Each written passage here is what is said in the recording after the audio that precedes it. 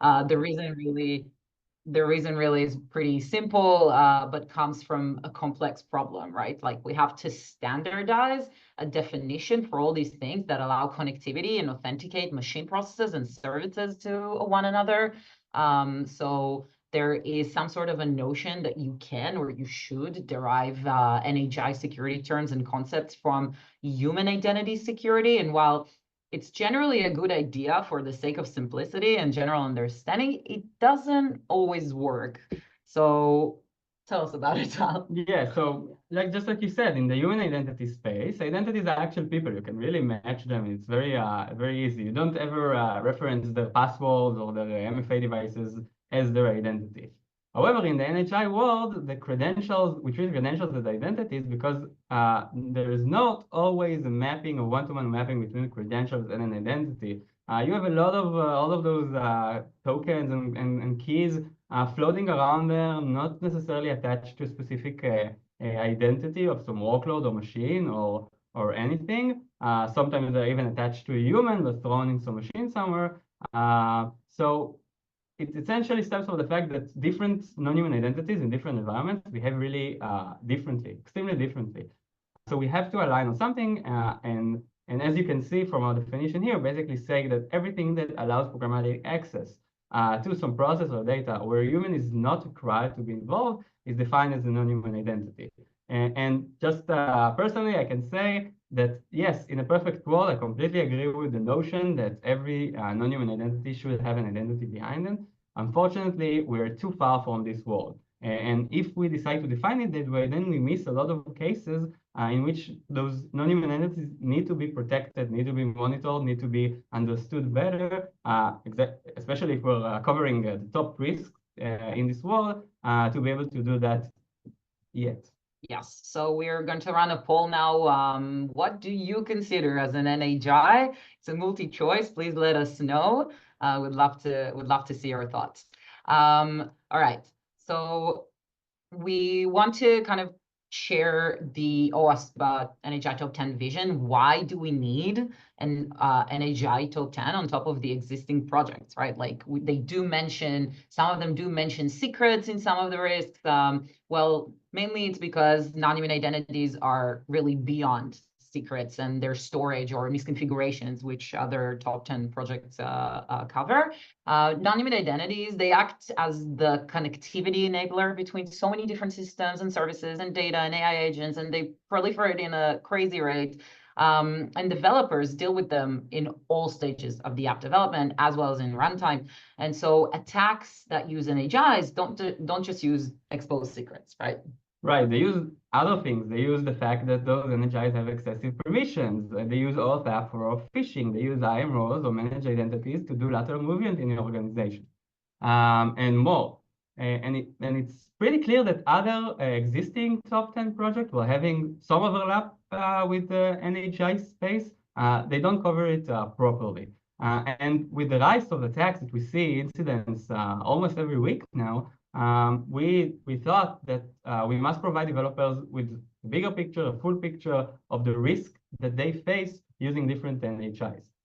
So OWASP is a non-profit organization. It's been working for the past decade or even more to properly standardized framework for application developers, mostly around application security. So OWASP has a lot of different kind of projects. They have the top 10 project, they have the cheat sheet project, and each of them has like a different way to do things. And we decided to contribute to OWASP using another top 10 project around non-human identities because we believe that this emerging threat really needs a specific focus on that. Another thing that we wanted to achieve is, just like Danielle said, developers encounter NHIs in every step of their development pipeline. We cannot ignore this fact. And we want to bring the NHI security gap not only to the security professionals that are in this space, but also to the less developer that is working on creating applications. Finally, one of the biggest motivation for this vision is to be able to standardize. So OWASP is doing a really great job in making standards come out for different security gaps or problems. and also provide frameworks for developers to work on different aspects of security when it comes to the risks. And we hope that this project will make this same trend for non-human identity security. And this was what pushed us into working with other security experts from other different cyber companies on this topic. We worked with the other leaders on this project from Palo Alto, Snyk, Orca, Torch, and other top cybersecurity companies that are dealing with the NHI problem space. Yep. We're going to run another quick poll. We do really want to know, do you use one of the OWASP top 10s as a framework in your security program? Do let us know. Okay, we're going to keep going and quickly kind of cover how we actually ranked the NHI top 10. What was the kind of process behind it, right? Tal, do you want to share a bit of kind of the criteria that we used and why and what each one means? Sure. So ranking risk is no easy feat, and you have to have some kind of framework around managing them. What we decided to do together with the other leaders, we took basically, and different top 10 projects have different approaches to how they rank their risks internally.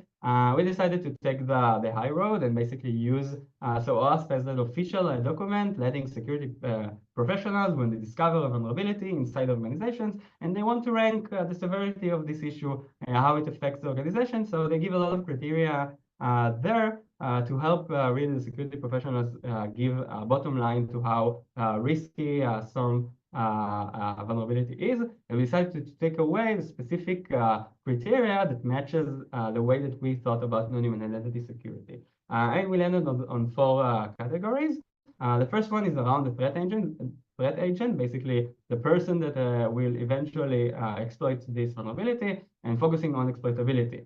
And exploitability is kind of a delicate topic. So here, to properly assess the severity of some risk, you have to assume something. You have to assume that the organization already has the specific vulnerability that stems from the risk that we're talking about, and also that the potential attacker possesses the necessary skills, information, and knowledge to exploit it. And once you make this assumption, then you have to try to understand how easy it would be for this threat actor to exploit the vulnerability, whether they need to make a whole operation around it, or maybe it's as simple as, and maybe foreshadowing here, just use an API key and expose an API key.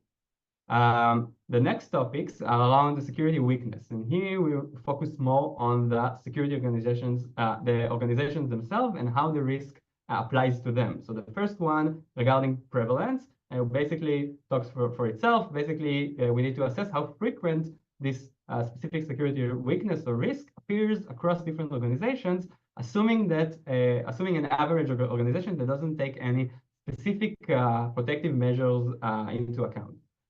Whereas for the detectability, we try to assess how difficult it would be for organizations that has standard monitoring and detection capabilities used to spot the risk specifically. And finally, when it comes to impact, you have both business impact and technical impact. For business impact, it's usually most context specific regarding what the application is supposed to do. So we decided to focus on the technical impact, where we need to evaluate the worst case scenario by considering the most significant damage that the risk could potentially inflict on the organization, on its systems and operations. Right.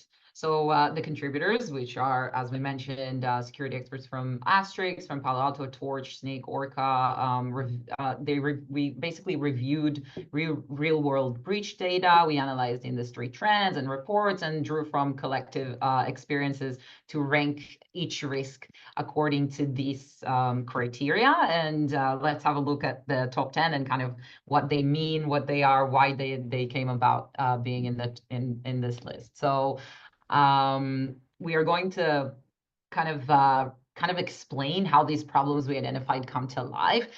You can read all the risks online, obviously. So this is more kind of a behind the scenes look into how we came about considering them and ranking them. So we'll start with number 10, human use of NHI. Okay, let me take you through a scenario, right? You have a developer and they're developing some feature for some service.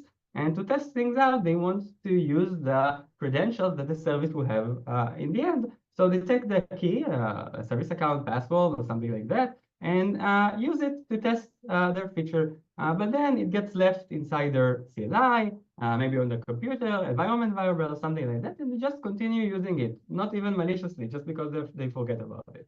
And this kind of scenario creates a case of obviously privileged misuse, but consider the fact that the key might be a part of an exploit in the future. And once this has happened, if your humans in your organization misuse the credentials that are related to different non-human identities, how do you know who is accountable? And I'm sure that you know that this happens very regularly during dev life cycle. You almost cannot test things properly unless you assume the identity of the workload of the machine of the non-human that eventually you will run your code. And so this is a thing that naturally happens, and it's important to be aware of it and take precautions against it. Okay, so the next one is NHI reuse, and that's number 9. It may sound similar, but it is quite different as opposed to number 10. The case of NHI reuse is when your team, for example, has been building a few different microservices, and after finishing the first one, you just want to move to the next one. So you just use the same service account, for example, for the different services. And this is exactly what it means. This is the reuse of NHI, and you can deduce that if this service account is compromised, for example, it can be used to breach multiple system components instead of just one. And it will most likely, obviously, break the least privilege principle and make it hard to monitor the associated NHI. And also, in case of a compromise, it just increases the blast radius. So that's important to notice. Number 8. So here we have environment isolation. In first look, it might not sound like an NHI risk. I myself thought about it the first time I saw it, but we've actually seen it happen in real life. So let me take you back to 2024. Yeah, the winds were strong. Midnight blizzard was hitting the news. Yeah, so we had a midnight blizzard attack in the beginning of last year. And let me take you through what happened there. So attacker, they breached into one of Microsoft test tenants. Well, they managed to take control over an OAuth app. Turned out the same app was installed not only on the test tenant, also managed on the test tenant, it was also installed on Microsoft's corporate tenant with very high privileges. They had basically access to read every email inside Microsoft servers, and they actually did, and this was a very severe attack on Microsoft. But he basically had a single OAuth app that was created for testing purposes, but it also had access to production environment. And this is exactly what we're talking about, where we mentioned environment isolation for non-human identities. We're talking about the case where the same NHI is being used across the environment without separation between those environments. Great. Okay, moving on. Number 7, long-lived secrets. They are very common, even though they can cause very real damage. And a great example, about 3 years ago, Microsoft AI published on purpose a token to their GitHub repo to give access to some internal models they were developing. And this token stayed in the repo for 2 years before researchers discovered it actually gives access to 38 terabytes of data for over 2 years continuously. Wow. This is an example of long-lived the long-lived tokens problem. And if it's exposed, it allows prolonged and unmonitored access. And in this case, if the secret was configured to be regularly rotated, it would have prevented this very continuous access to a lot of data. Right, and this big problem really made it that long-lived turned out to the 7th place.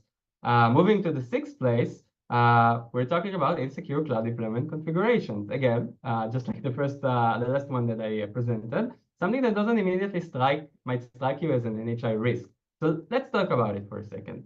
CI/CD pipelines really became a very crucial part of the development lifecycle. Today, nobody really develops without a CI/CD pipeline. And they require a pretty large amount of access, right? They need to both pull code, maybe commit code. They need to deploy things to your cloud, and they need a lot of access to your cloud and to other platforms possibly, which basically means that any possible misconfiguration might have very big impact on the organization. And when we're talking about the NHIs, so consider the fact that this CI/CD pipeline needs access to all those resources, meaning it actually holds a lot of identities, a lot of non-human identities within it. And there are basically 2 types of security issues regarding those NHIs. The first one actually is a bit unfortunate. So CI/CD pipelines are relatively new, but they were very quickly adopted, and therefore many DevOps or development people using CI/CD actually put hard-coded credentials inside their pipelines to the non-human identities that they need to use, making any pipeline that is being exposed accidentally or breached into really more severe than it could have been. The second type is actually the newer version, the better version of using non-human identities in CI/CD pipelines is actually utilizing OIDC, a very good framework and protocol to facilitate getting access to these kind of tools. However, OIDC is kind of tricky.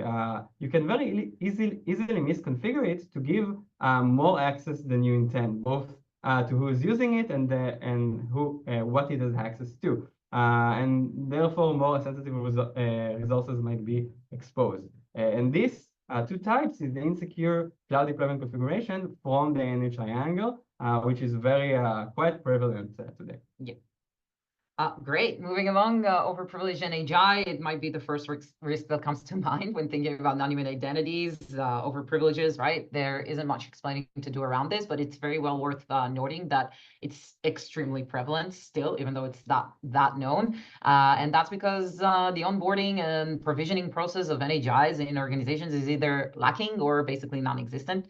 And in fact, CSA's recent NHI report discovered that 1 in 5 organizations experience a security incident related to NHIs, out of which 37% was caused due to overprivileged NHIs. So it's an extremely important thing to keep in mind, even though it's almost obvious, but yet super prevalent. Yeah, everyone wants to follow the least privilege principle, but now we see so many overprivileged NHIs. Yep. Moving on to the fourth place, we have insecure authentication. So let me take a stand here. It's 2025, and still, really every platforms like Microsoft, Google, Salesforce, and even many on-prem platforms still support authentication methods that are known to be insecure. And here I'm talking about insecure auth flows, like the implicit flow that is known for a few years to be vulnerable to web-related attacks. We're talking about programmatic authentication with username and password without requiring MFA. We're talking about app passwords that actually, when there's MFA in place, they actually completely bypass MFA, etc. So all of these flows really expose your NHIs to security risks. And the problem is not just that the platforms support those insecure authentication flows. It's actually the fact that developers don't necessarily know that these methods are open to vulnerabilities. You probably need to be a security researcher to know that. And the fact that those are open for them and available to them, that they search online, how do I do X? And they get use this and that. And they don't read the fine lines, the small letters saying that this might be insecure, which means that this risk, getting to the fourth place, is really widespread and can really impact an organization. This is one of the reasons that this is one of the top 10 risks so high on the list. Yep. Drum roll. We're getting to the top 3. Super exciting. So vulnerable third-party NHI, I'm sure you can guess, but most of you have probably heard about one of the many, many vendors that were breached and then asked their customers to just rotate all credentials. You may have even been one of those unlucky customers. Circle CI, Microsoft, Okta, Sisense, BeyondTrust, GitHub, JetBrains. The list goes on, and huge name brands get breached. So what do you do when you're one of those customers that needs to rotate all your related NHIs? And third-party NHIs suffer from a severe management problem. And in case of a breach, the third-party vendor cannot really do much to help the incident response effort. And on the customer end, the sole action, as I'm sure you know, of mapping all related credentials can take days or even weeks. And that's even without the ability to easily rotate those NHIs. So it is a huge reason why this risk is in the top 3. And third-party NHIs are actually embedded all over the place. They're integrated into your IDE, your code repos to help you develop faster. They help you deploy and test your application. They provide services to enhance your application, such as like features or capabilities.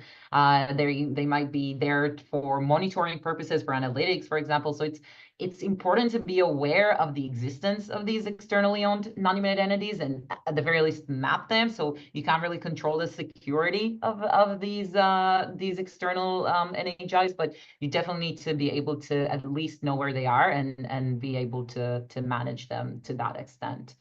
Second place. Oh my God. Secret leakage. So here I'm not surprising anyone. Actually, it might be surprising why it's not in the first place. We know that secret leakage is a huge problem. It's the kind of type of risk that it's obviously a risk. And there was some risks before that we presented, but we had some question marks around their impact or exploitability. Here we don't have any of those.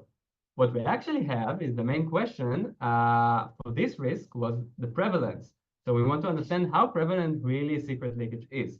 What we found, let me tell you, that in 2024, the top vector for initial access for all the different incident that happens was in fact secret leakage, a secret that was leaked online publicly in some place and was abused by attackers to get initial access into organization. And it's also not surprising, given that according to the NHI CSA report, 37% of organizations say that they actually have hard-coded secrets or in environment variables in their applications. And really, hard-coded secrets are the one sure way to get your secret exposed accidentally. Maybe together with the other risk we mentioned, like long-lived secrets, which is very prevalent as well. And this is why secret leakage was so high on the list. It's really a problematic risk. Yeah, number one. First place. Yes. So improper offboarding in the infamous first place. On the surface, one might ask, why is improper offboarding riskier than a secret actually leaked or a vulnerable third-party NHI? But when we worked on the ranking and with the team, improper offboarding got the highest ranking, right? In every criteria: exploitability, prevalence, detectability, impact. So let's talk about it for a second. What is improper offboarding? Yeah, so I imagine that you probably can guess and can imagine that. So take an NHI. You have an NHI, it was created in the past, somewhere it was used extensively by some workload somewhere in there, but today maybe unused or maybe still used, but the owner has already left the organization. The credentials of the NHI are thrown around in different places in the organization. Nobody knows where they are, what they do, but maybe they're still used to this day. And if you remember, one thing that is very important to consider regarding improper offboarding, for ranking the criteria, you have to consider a specific threat model. And when you consider the improper offboarding risk, your threat model is basically some kind of insider threat. You have someone who was in the organization, they know that you are not improperly offboarding your NHI, and maybe know your NHI or security practices around them, how you're using them, where you're storing your credentials, etc. Basically, you have someone with a lot of knowledge, and they can exploit this risk. So let's start from the end and explore how and why improper offboarding really got the highest ranking in every criteria. Yeah. So within, in terms of impact, so as Tal mentioned, due to the deep insights of the threat actor here in question, exploiting improper offboarded NHS could easily lead to severe consequences. We're talking about a person that used to work in the company, right? So the usage of advanced persistence methods because of the threat actor being an ex-employee in this instance, and they're probably well aware of how to avoid detection, right? When it comes to prevalence, so you probably know and feel it that offboarding NHI is no easy feat. It's very difficult to do this in a good way. And this stems from the way that NHIs are really constructed and managed today, especially specific kinds of NHI, making it very hard to properly offboard or decommission. You probably remember some NHI that the organization or you tried to offboard and broke your pipeline. So this is really something that scares organizations, and makes them really hard for organizations to build proper offboarding pipelines around NHI. In fact, we found that over half of the organization really have no formal processes to offboard NHI, which makes this risk extremely widespread. That's right. We'll move quickly for detectability for very similar reasons. Detecting the fact that you have not improperly offboarded NHIs is very hard, right? Besides the organizational processes that are lacking in terms of like provisioning and managing non-human identities, the sole fact that the environments themselves, right, like AWS or Google Workspace, do not provide easy ways to automatically handle and offboard NHIs just makes it that much harder. Yeah, and finally, when it comes to exploitation, you have to remember the threat model that we're using here. Usually, you can say that the exploitability of this risk depends on context. However, now that you have an insider threat model, it's quite simple for someone who's in the know, who knows about your different NHIs, know that you're not improperly offboarding them, know your security practices around them, to exploit. Assuming there is an improperly offboarded NHI, it's very easy to exploit. That's right. So this risk compared to the others doesn't have distinct attacks associated with it, but it doesn't mean that it wasn't exploited, right? It is because not properly offboarding NHIs causes many of the other risks in the list to exist and be exploited, right? And in fact, with many of the attacks that we covered here in previous risks, like Okta and Midnight Blizzard, they actually stemmed from improperly offboarded NHIs. So this is also why this is number one. And answer our quick poll before we move on. Would you rank improper offboarding as the number one NHI risk? Do let us know. And now quickly over to what it means, what now. So this is a quick kind of glimpse into the Astrix compliance dashboard with the OWASP top 10 filter on it. So we wanted to simplify the implementation of this framework for specific for our customers, and we built a compliance dashboard that correlates the organization's security findings with the NHI top 10 risks within the Astrix platform. So it kind of helps them visualize their current posture, identify gaps, prioritize next steps. And you can kind of, using this dashboard with the top 10 framework, lets you quickly see kind of which areas require most attention. Of course, you can kind of drill down and see the actual findings compared to the NHI category and go for a rotation. And we have 1 minute left. We kind of really had a bit of a longer thing. If there are any questions, we'd love to answer. And let's quickly see. Okay. So we have a question around, do AI agents have NHIs, or are they just microservices that should use? Yeah, this is a really interesting question. So AI agents is really a developing, emerging area right now that I'm sure everyone is thinking about. When I think about AI agents, I actually think about their access to your organization. So to get this access, they probably need you to create non-human identities for them. The big difference, I think, when it comes to AI agents is the fact that usually when you connect a third party or an internal service to some platform, you give it a single non-human identity. When it comes to AI agents, they probably will have a wide access of identities through all your platforms, which makes all the risks for AI agents much exaggerated. So yeah, good question.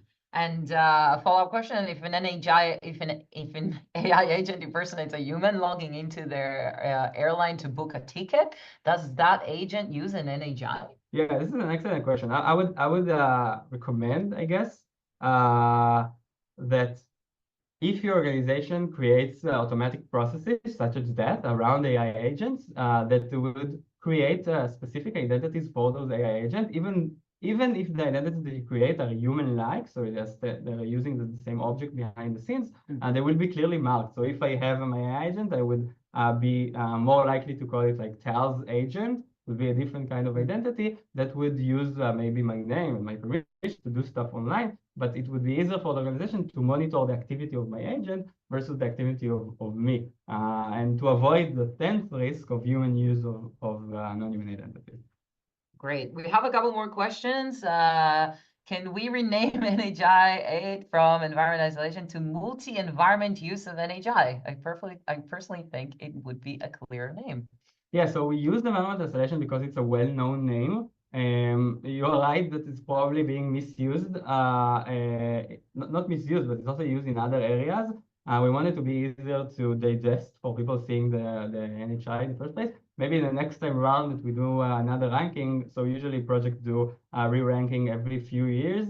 The more the emerging topic, the more the less time between re-ranking, and then we might change the name once people are more, let's say, adapted to the top 10s. Okay, this is well past time, but we would love to answer any other questions you have. You can send it over over our LinkedIn.